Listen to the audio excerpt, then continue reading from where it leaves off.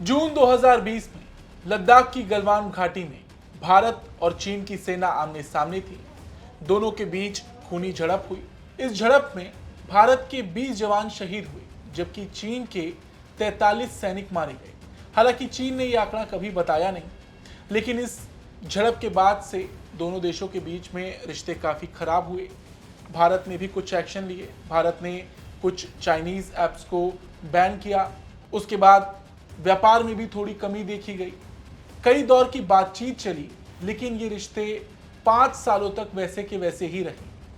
पिछले साल कजान में पीएम मोदी और जिनपिंग की मुलाकात हुई, जिसके बाद से थोड़े रिश्ते सुधरना शुरू हुए। और अब जिस तरीके से हालात हैं, धीरे धीरे इन रिश्तों में सुधार होती जा रही है। दोनों देश कोशिश कर रहे हैं। पहले अजीत डोभाल का चीन दौरा, फिर विदेश सचिव की यात्रा और अब वांग यी का भारत आना। ये सारे कदम यही संकेत देते हैं कि दोनों देश फिर से एक दूसरे को मौका देना चाहते हैं।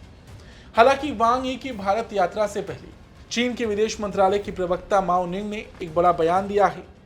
माओ निंग ने कहा है कि चीन इस यात्रा के मौके को भारत के साथ मिलकर दोनों देशों के नेताओं द्वारा प्राप्त महत्वपूर्ण सहमतियों को लागू करने, उच्च स्तरीय संवाद की गति बनाए रखने, राजनीतिक पारस्परिक विश्वास को बढ़ाने, व्यवहारिक सहयोग को मजबूत करने, मतभेदों का उचित प्रबंधन करने और चीन भारत संबंधों के सतत, स्वस्थ और स्थिर विकास को बढ़ावा देने के लिए तैयार है। भारत चीन सीमा संबंधी विशेष प्रतिनिधियों की वार्ता दोनों देशों के बीच सीमा वार्ता का एक उच्च स्तरीय चैनल है। दिसंबर में बीजिंग में 23वीं वार्ता सफलतापूर्वक हुई थी, जिसमें सीमांकन, सीमा प्रबंधन, संस्थागत तंत्र और सीमा पार आदान प्रदान जैसे मुद्दों पर कई सहमतियां बनी थी। इस साल की शुरुआत से ही दोनों देशों ने राजनयिक चैनल के माध्यम से संवाद बनाए रखा है और इन सहमतियों को लागू करने की दिशा में सक्रिय रूप से प्रगति की। माओ निंग ने कहा कि इस आगामी बैठक को लेकर चीन मौजूदा सहमति के आधार पर भारत के साथ जुड़ने, सकारात्मक और उपरोक्त मुद्दों पर गहन चर्चा जारी रखने के लिए तैयार है, ताकि सीमा क्षेत्रों में दीर्घकालिक शांति और स्थिरता को बनाए रखा जा सके।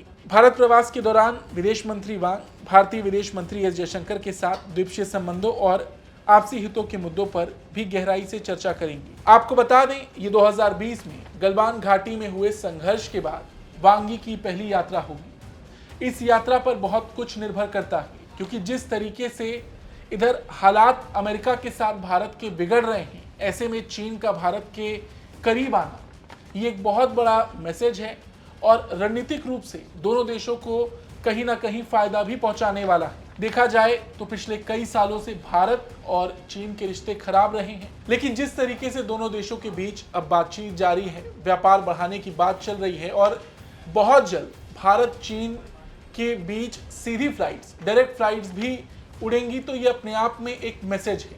और बड़ी बात यह है कि इसी महीने के अंत में पीएम मोदी भी चीन की यात्रा करेंगे।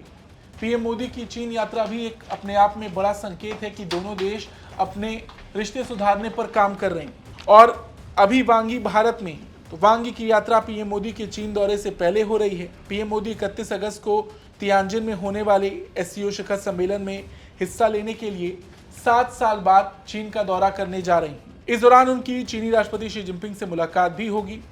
इस बैठक से उम्मीद की जा रही है कि दोनों देश आगे बढ़ने के लिए किसी रोड मैप पर सहमत हो सकते हैं। और मौजूदा स्थिति को देखकर ये समझ में भी आ रहा है कि बहुत जल्द दोनों देश एक टेबल पर होंगे और पीएम मोदी की इस यात्रा से इस बात को समझा जा सकता है कि चीन और भारत के रिश्तों में थोड़ी नरमी जरूर आएगी। फिलहाल आज इस खबर में इतना ही। आपको ये खबर कैसी लगी कमेंट करके जरूर बताएं। धन्यवाद।